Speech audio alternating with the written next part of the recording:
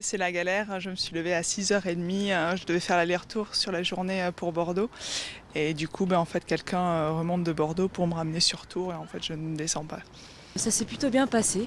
On a l'impression que vous prenez ça de manière très cool. Oui, écoutez, de toute façon, tant qu'on ne peut rien faire, ça sert à rien de s'énerver. Puis tout le monde a été plutôt calme. Pour aider les familles avec des enfants, donner à boire ou donner un pique-nique, ça aurait été quand même assez sympa.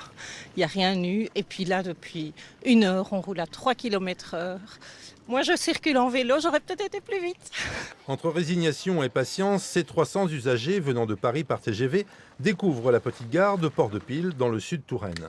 6 heures plus tôt, la double rame se trouve bloquée à Villeperdue. Motif, le pantographe qui alimente la motrice en courant a arraché une partie de la caténaire, provoquant et l'arrêt du train et la circulation entre Paris et Bordeaux.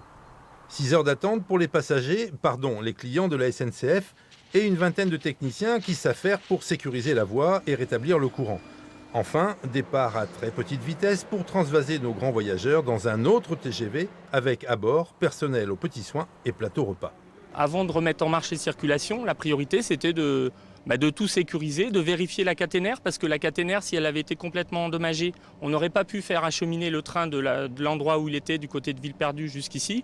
Donc la priorité c'est la sécurité, on a dû prendre des mesures qui ont pris du temps et avitailler aussi le train qui s'arrête ici pour que les gens ils voyagent dans de bonnes conditions pour la suite de leur voyage. C'est un peu surréaliste. Mais comme on est belge, on imagine qu'on a au moins réussi à vous exporter le surréalisme.